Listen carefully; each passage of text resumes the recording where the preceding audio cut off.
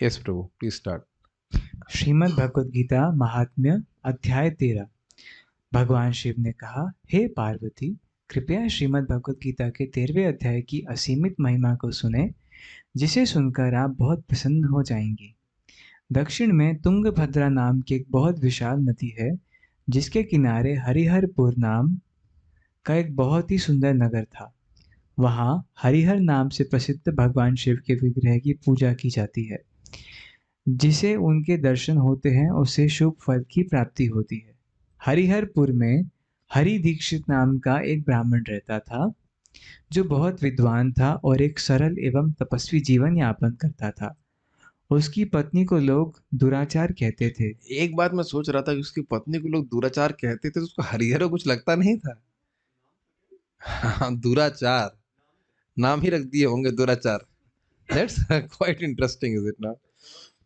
एक कारण कुछ भी हो, लेकिन इस प्रकार का नाम रखना किसी स्त्री का तो बड़ा अजीब सा लगेगा। लेकिन एनीवेज, पढ़िए। इसका कारण उसके निकृष्ट कृत्य थे। वह हमेशा अपने पति से अभद्र भाषा में बात करती थी और वह उसके साथ कभी शयन नहीं करती थी। अच्छा, पति के संग अभद्र भाषा में बात करना खराब बात होता है? अच्छा, ठीक। तो मालूम चल गया हमें गीता के द्वारा। ठीक, ठीक है। हाँ, पीछे बोलते होंगे सामने। हाँ। वह हमेशा अपने पति के मित्रों के प्रति असभ्य रहती थी और वह अपनी काम इच्छाओं को पूर्ण करने हेतु अन्य पुरुष के साथ संग करती थी। वह तरह तरह के नशीले पदार्थों का सेवन करने की भी आदी थी। ओ, यह ये भी गलत देखते होता हुए है। यह देखते हुए कि वह नगर अधिक से अधिक आबादी वाला होता जा रहा है, उसने जंगल में एक छोटी सी कुटिया का निर्माण किया, ओ, जहाँ इसका मतलब वह उसको वैराग्य हो गया होगा। जंगल को छोड़, जंगल में जाकर तो भजन करने के लिए गई होगी। नहीं, कहीं जाओ, मन साथ में जाता है। देखिए बुरे मन से क्या कर रही थी। यस। उसने जंगल में एक छोटी सी कुटिया का निर्माण किया, जहाँ वह अपने प्रेमियों से मिल सकती थी। समझ में आया? जंगल में जाके भी अमंगल का कार्य कर रहे हैं। ठीक है। हाँ। एक रात बेहद कामुकता की अनुभूति करते हुए और अपनी वासना को संतुष्ट करने के लिए कोई प्रेमी ना ढूंढ पाने के कारण वह जंगल में अपने मिलन स्थल पर चली गई, यह देखने के लिए कि क्या उसका कोई प्रेमी तो वहां नहीं है। उस स्थान पर किसी को ना पाकर वह वासना से जलती हुई अपनी वासना की तृप्ति के लिए किसी को पाने की आशा में वन में भटकने लगी। कुछ देर इधर-उधर भटकने के बाद यह देखकर कि उसके शरीर, इंद्रियों और मन में बहुत पीड़ा हो रही है और अपनी वासना की तृप्ति ना कर पाने के कारण वह व्यग्र हो गई और बैठकर रोने लगी। उसकी रोने की आवाज़ सुनकर एक भूखा बाघ जो सो रहा था उठा और बहुत जल्दी उस स्थान पर पहुंच गया। बाघ के आने की आवाज़ सुनकर वह उठी और मन ही मन सोच रही थी कि अवश्य ही कोई आ रहा है जो उसकी इच्छाओं की पूर्ति करेगा, परंतु उसने अचानक एक बाघ को अपनी ओर आते देखा। वह अपने नुकीले पंजों से उसे चीरने वाला था। उस समय उस कामुक महिला ने बाघ को संबोधित किया, हे बाघ, तुम मुझे मारने के लिए यहाँ क्यों आए हो? पहले तुम मुझे यह बताओ, फिर तुम मुझे मार सकते हो। वह पशुओं को राजा दुराचार को मारने से निवृत्त हो गया और हंसा। फिर उसने ये कथा सुनाई। दक्षिण में मालपाहा नाम की एक नदी है, जिसके कि मलपाहा। सॉरी मलपाहा मतलब मल का नाश करने वाले, सोचो। हाँ। मालपाहा नाम की एक नदी है, जिसके किनारे पर मुनिपर्णा नगर है। उस स्थान पर भगवान शिव के एक प्रसिद्ध विग्रह हैं, जिन्हें पंचलिंग के नाम से जाना जाता है। उस नगर में मेरा जन्म एक ब्राह्मण कुल में हुआ था। यद्यपि मैंने इतने उच्च जन्म लिया था, फिर भी मैं बहुत लालची था और अपनी इंद्रियों पर मेरा कोई नियंत्रण नहीं था। मैं नदी के किनारे बैठकर उन लोगों के लिए यज्ञ करता था जो इस तरह के यज्ञों में भाग लेने के योग्य नहीं थे। मैं भौतिकतावादी व्यक्तियों के घरों का भोजन भी करता था। कुछ सुनाई दे रहा है? कभी भी व्यक्ति को केवल ऐसे व्यक्ति के घर में नहीं, प्रभात बोलते हैं, यदि आप प्रचार के लिए नहीं जा रहे हो तो कभी नहीं खाना चाहिए। ये हम साधुओं को तो बहुत ध्यान रखना चाहिए। कोई अगर भक्ति के नियम का पालन नहीं कर रहा है, तो ये नहीं है कि भाई अच्छा खाने को मिलेगा, जा कर के बस शाबाश शाबाश बाबा जी, नहीं करना चाहिए। उसका बड़ा प्रभाव होता है। ऑल्दो हम भक्ति कर रहे हैं तो इतना तो नहीं है कि बाघ ही बन जाएंगे, लेकिन उसका प्रभाव बहुत चित्त पे पड़ता है। ठीक है? ओके। मैं ये होटलों पे भी घटित होगा। नहीं करते होंगे, उम्मीद है कि नहीं करते होंगे, उम्मीद है कि नहीं करते होंगे। और शादियों में भी नहीं जाना चाहिए। देखिए इधर भी, यहाँ पे अब जहाँ कहीं भी, वृंदावन में भी बहुत जगह कहीं शादी वादी कहीं हो रही है, इनविटेशन हो रहा है, हम नाम नहीं ले सकते, लेकिन शादी इत्यादि में नहीं खाना चाहिए। वहाँ के लोग सब हलवाई होते हैं, उतना सब कोई डिवोशनल कॉन्शियसनेस पे रहते हैं, ठीक है। भाई हमारे डिवोटी किचन में कम से कम एक आध दो माला जप तो कराते ही हैं, और प्लस जो उनके सुपरवाइजर हैं डिवोटी करना भी, वो है तो डिवोटी के रूप में है, वो देख रहे हैं इस चीज को, तो खाने का बहुत प्रभाव होता है। लेकिन यहाँ तो अब देख रहे हैं स्पेशल बात है, लोभ के वश ही कर रहा है, लोभ के वश से कर रहा है। देखिए जब मैं बोलता हूँ तो ऐसा नहीं मैं किसी एक व्यक्ति के लिए बोल रहा हूँ, एक सिद्धांत है सभी को इस प्रकार से, हम सभी लोग तो सभी के लिए महत्वपूर्ण है ना। सबसे अच्छा बात है कि भक्त को ऐसा जीवन जीना चाहिए कि वो जगत का है ही नहीं, खत्म होगी बात। क्या संबंध बना के चल रहे हो, वो तो हमें नरक में ले जाने के लिए सब व्यवस्था कर रहे हैं। कहीं जाएंगे खिलाएंगे, भगवान को भोग नहीं लगेगा, अंट संट लोग बनाएंगे। हम तो आंखों से देखे, एक बार पार्थपुर के साथ गए थे, याद है आपको, हम उस कॉलेज में गए थे प्रचार करने के लिए, उधर उस वाले में, उस दिशा में, याद आ रहा है, मैं उसका नाम नहीं बोल रहा, उस दिशा में गए थे, और देखा था हमने, कहा तो कहते हाँ हलवा हम बना लेंगे। देखा हलवा बनाने से पहले वो बीड़ी फूक रहा है, आपको याद है? मैंने कहा भाई ये हलवा ना हम खाएंगे ना बंटवाएंगे। दे आर नॉट कॉन्शियस कि भाई बीड़ी फूकने वाला व्यक्ति से हलवा नहीं बनवा सकते, वो वहीं बीड़ी फूक रहा है, वहीं, याद आ रहा है आपसे सब, वहीं बीड़ी फूक करके वह हलवा भूजने के चक्कर में था। हद हो गई। अरे भाई क्या जरूरत है, क्या भगवान भूखा मार रहे हैं कि जगह जगह भंडारे खाएंगे? बताइए भाई, प्रचार वचार अपने चित्त को देखिए कि प्रचार के लिए जाए कि भंडारे के लिए गए, पहले देख लीजिएगा। प्राय काफी संभावना है कि भंडारा खाने जा रहे हैं, है कि नहीं? तो नहीं करना चाहिए। हाँ, अपने चित्त को मेरे को बहुत चित्त का निर्माण ही तो करना सारा भक्ति का हमारा प्रयोजन है। चित्त गंदा हो जाएगा ना, नहीं करना चाहिए ऐसा, ठीक है। मैं देव यज्ञ और पूजा करने के नाम पर आवश्यकता से अधिक धन एकत्र करता और उसे अपनी इंद्र तृप्ति के लिए उपयोग करता। और ये आप अपने भक्ति में भी मैपिंग करते रहिए। ऐसा नहीं कि अब कोई भक्त आपको डोनेशन, भक्त हो गए हैं, कुछ डोनेशन मिल रहा है तो हाँ अब जो है बढ़िया वाली धोती 500 रुपए की है, वो जरा जो चक धोती कितने रुपए की है बताइए। ददाती अगर ग्रहण कर रहे हैं, ददाती प्रतिगृह्णाति, ग्रहण कर रहे हैं, ब्राह्मण को देना भी चाहिए तुरंत। और देने में अगर कुछ किच हो रही तो ब्राह्मण नहीं है, लेने में ले रहे तो ब्राह्मण है, और देने में लग रहा है बड़ा दर्द नहीं, तो ये सब देखिए ब्राह्मणों की गलत बात है। अगर आपको प्राप्त हो रहा है तो आपने तो मेहनत तो नहीं किया, भगवान की कृपा से प्राप्त हुआ है। तो जब देना है तो विचार करके, हाँ यह काम की चीज है, भगवान के लिए देना चाहिए, देने में भी उत्साह होना चाहिए। ये समझ लीजिए कोई धन दे रहा है तो फ्री में नहीं दे रहा है, वो उसमें पूरा अपना कर्म मिला करके दे रहा है, सान करके। तो आप भगवान की सेवा में नहीं लगाएंगे तो फंसेंगे। ये मेरे शब्द नहीं है, प्रभुपाद जी के शब्द हैं। ये जो बात हम यहाँ से पढ़ रहे हैं केवल उसी की स्टोरी नहीं, हमारी स्टोरी भी बन सकती है। बहुत ध्यान से करना चाहिए, इंद्र तृप्ति के लिए उपयोग नहीं करना चाहिए। यस। मैं उन ब्राह्मणों की भी निंदा करता जो नियमों को कठोरता से पालन करते थे और मैं कभी किसी को दान नहीं देता था। ठीक है। क्रमशः मैं बूढ़ा हो गया, मेरे बाल सफेद हो गए, मेरे क्योंकि उसने आंवला नहीं पिया। सॉरी, मजाक मजाक कर रहा था, I am sorry, I should have not made the joke. आंवला भगवान के द्वारा प्रकट हुआ। Okay okay, just for joking purpose, ठीक है। ओके ओके, अब पढ़िए। हाँ। क्रमशः मैं बूढ़ा हो गया,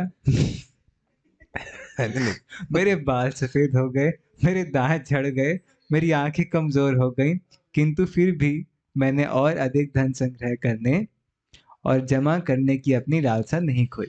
कुछ दिन कुछ खाने की भिक्षा के लिए गलती से मैं कुछ ब्राह्मणों के घर गया जो बहुत क्रूर और छल में निपुण थे। उन्होंने मुझ पर अपने कुत्ते को छोड़ दिया। अब देखो भाई, ये भी जिंदगी में खराब की हुई, और ऐसे ब्राह्मणों के चले गए जो कुत्ता पाल रहे और कुत्ता को छोड़ दिया उस पर। क्रूर होगा ना, वो कुत्ता काटेगा, उसे किसी को दुख मिलेगा। आगे देखिए। उन कुत्तों में से एक ने मेरे पैर को काट लिया और मैं गिर गया और अतिशीघ्र मृत्यु को प्राप्त हो गया। उसके पश्चात मुझे यह बाघ का शरीर मिला और मैं इस खतरनाक जंगल में रह रहा हूँ।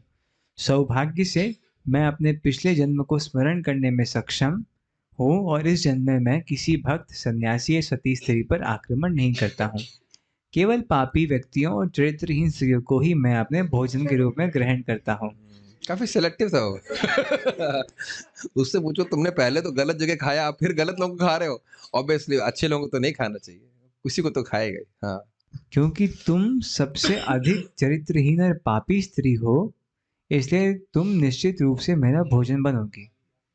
बाघ ने अपनी बात समाप्त करने के बाद उस पापी स्त्री को खा लिया। इसके जय बाद जय बोल रहा है, अच्छा। यमदूतों ने उसे दुयद नाम के नरक में फेंक दिया, जो मल मूत्र और रक्त से भरी झील है। और उस गंदी जगह में 10 लाख कल्पों के लिए रहना पड़ा। और उसे उसे उस गंदी जगह में, उस गंदी जगह में 10 लाख कल्पों के लिए रहना पड़ा। अब आप लोग अपनी बुद्धि लगाना शुरू करें। 10 लाख कल्प, एक कल्प हो गया एक दिन, तो क्या 10 लाख दिन होते हैं ब्रह्मा जी की आयु में? वे विचार कर लीजिए कि एक साल में 365 दिन, और 365 दिन गुणा 100 कितना हो गए? 36,500। तो 36,500 कल्प ही हो सकते हैं, और यहाँ बोल रहे हैं 10 लाख कल्प। तो वही समझना है, रिलेटिव फीलिंग ऐसी आ रही है कि 10 लाख कल्प ऐसे। ठीक है। उसके बाद उसे रौरव के नाम से जाना जाने वाले नरक में फेंक दिया गया। जाने जाने वाले होने चाहिए, जाने जाने यानी प्रसिद्ध नरक में फेंक दिया गया। जहां जहां वह 100 मनवंतरों तक रही, यानी कि जिसकी ब्रह्मा जी के दिन से भी अधिक। नहीं नहीं नहीं, सॉरी सॉरी, नहीं ब्रह्मा जी ने 1.5 मनवंत, नहीं 100 मनवंतर बोल रहे हैं। मनवंतर तो 14 ही होते हैं ना, 14 मनवंतर, तो कह रहे हैं कि 100 मनवंतर। तो अब बस छोड़ दीजिए, बस छोड़ दीजिए, जाना नहीं है। हाँ हाँ। जिसके पश्चात उसने फिर से एक स्त्री चांडाल के रूप में पृथ्वी पर जन्म लिया। फिर से वह उसी पापमय जीवन शैली से जी रही थी, जैसे वह पहले थी। अपने पाप इतना पिटाई होने के बाद भी पाप प्रवृत्ति नष्ट नहीं हुई। और देखिए नाम कितना शक्तिशाली है, इतना पिटने के बाद भी। ये सही बात, पढ़िए। अपने पाप कर्मों के कारण उसे कुष्ठ रोग एवं तपेदिक हो गया। संयोग और सौभाग्य से वह एक बार हरिहरपुर के पवित्र स्थान और जम्बक देवी पार्वती के मंदिर के निकट गई। उसने महान संत वासुदेव को देखा, जो सदैव श्रीमद् भगवद गीता के 13वें अध्याय का पाठ कर रहे थे। उनके मुख से उसने उस पाठ को सुना और आकर्षित होकर उसने इसे बारंबार सुना और उसके कर्मों के फल से पूरी तरह मुक्त हो गई। उसके उसने भगवान विष्णु के समान एक चतुर्भुज रूप प्राप्त किया और उसे वैकुंठ ले जाया गया। आपने एक बात बहुत महत्वपूर्ण ध्यान दी। इतने समय दुख भोगी, लेकिन क्या गए, कोई परिवर्तन नहीं आया, फिर पापमय बुद्धि रही।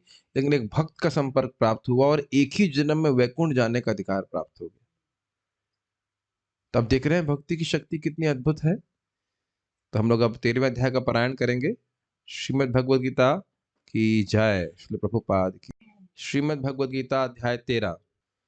अर्जुन उवाच प्रकृतिं पुरुषं चैव क्षेत्रं क्षेत्रज्ञमेव च एतद्वेदितुमिच्छामि ज्ञानं ज्ञेयं च केशव। श्री भगवान उवाच इदं शरीरं कौन्तेय क्षेत्रमित्यभिधीयते एतद्यो वेत्ति तं प्राहुः क्षेत्रज्ञ इति तद्विदः। क्षेत्रज्ञं चापि मां विद्धि सर्वक्षेत्रेषु भारत क्षेत्र क्षेत्रज्ञयोर्ज्ञानं यत्तज् ज्ञानं मतं मम तत्क्षेत्रं यच्च यादृक् च यद्विकारी यतश्च यत् स च यो यत्प्रभावश्च तत्समासेन मे शृणु। ऋषिभिर्बहुधा गीतं छन्दोभिर्विविधैः पृथक् ब्रह्मसूत्रपदैश्चैव हेतुमद्भिर्विनिश्चितैः। महाभूतान्यहङ्कारो बुद्धिरव्यक्तमेव च इन्द्रियाणि दशैकं च पञ्चचेन्द्रियगोचराः इच्छा द्वेषः सुखं दुःखं संघात चेतना धृतिः एतच्छेत्रं समासेन सविकारम् उदाहृतम्। अमानित्वम् अधम्भित्वम् अहिंसा क्षान्तिरार्जवम् आचार्योपासनं शौचं स्थैर्यम् आत्मविनिग्रहः इन्द्रियार्थेषु वैराग्यम् अनहङ्कार एव च जन्म मृत्यु जरा व्याधि दुःखदोषानुदर्शनम् असक्तिरनभिष्वङ्गः पुत्रदारगृहादिषु नित्यं च समचित्तत्वम् इष्टोऽनिष्टप्रपत्तिषु मयि चानन्ययोगेन भक्तिरव्यभिचारिणी विविक्तदेशसेवित्वम् अरति जनसंसदि अध्यात्मज्ञाननित्यत्वं तत्त्वज्ञानार्थदर्शनम् एतज्ज्ञानमिति प्रोक्तम् अज्ञानं यदतोऽन्यथा ज्ञेयं यत्तत् प्रवक्ष्यामि यज्ज्ञात्वामृतमश्नुते अनादिं मत्परं ब्रह्म न सन् तन्नासदुच्यते सर्वतः पाणिपादं तत्सर्वतः शिशिरोमुखं सर्वतः श्रुतिमल्लोके सर्वमावृत्य तिष्ठति सर्वेन्द्रियगुणाभासं सर्वेन्द्रियविवर्जितम् असक्तं सर्वभृच्चैव निर्गुणं गुणभोक्तृ च बहिरन्तश्च भूतानाम् अचरं चरमेव च सूक्ष्मत्वात् तद् अविज्ञेयं दूरस्थं चान्तिके च तत् अविभक्तं च भूतेषु विभक्तं इव च स्थितं भूतभर्तृ च तज्ज्ञेयं कृष्णु प्रभविष्णु च ज्योतिषामपि तज्ज्योतिस्तमसः परमुच्यते ज्ञानं ज्ञेयं ज्ञानगम्यं हृदि सर्वस्य विष्ठितम् इति क्षेत्रं तथा ज्ञानं ज्ञेयं चोक्तं समासतः मद्भक्ता एतद्विज्ञाय मद्भावायोपपद्यते प्रकृतिं पुरुषं चैव विध्यनाधि उभावपि विकारांश्च गुणांश्चैव विद्धि प्रकृतिसम्भवान् कार्यकारणकर्तृत्वे हेतुः प्रकृतिरुच्यते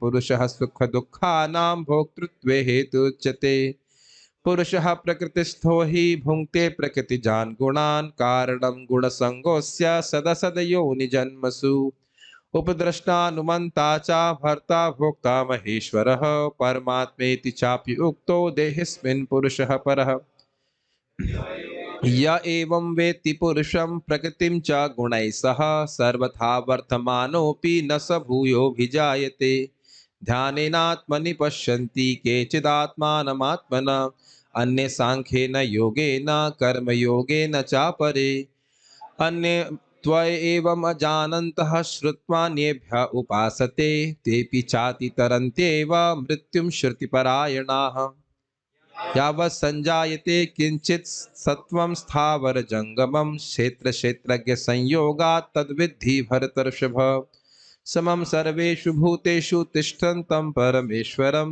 विनश्यत्स्व विनश्यन्तं यः पश्यति स पश्यति समं पश्यन् हि सर्वत्र समवस्थितम् ईश्वरं न हि नश्यन्नात्मानं ततो याति परां गतिम् प्रकृतेव च कर्माणि क्रियमाणानि सर्वशः यः पश्यति तथात्मानम् अकर्तारं स पश्यति यथा भूतपृथग्भावम् एकस्थम् अनुपश्यति तत एव च विस्तारं ब्रह्म सम्पद्यते तदा अनादित्वात् निर्गुणत्वात् परमात्मायमव्ययः शरीरस्थोऽपि कौन्तेय न करोति न लिप्यते यथा सर्वगतं सौक्ष्म्यात् आकाशं नोपलिप्यते सर्वत्रावस्थितो देहे तथात्मा नोपलिप्यते यथा प्रकाशयत्येकः कृतस्नं लोकमिमं रविः क्षेत्रं क्षेत्री तथा कृष्णं प्रकाशयति भारत क्षेत्रक्षेत्रज्ञयोरेवम् अन्तरं ज्ञानचक्षुषा भूतप्रकृतिमोक्षं च ये विदुर्यान्ति ते परम् हरे कृष्णा कृष्णा कृष्णा हरे हरे हरे राम राम राम हरे हरे।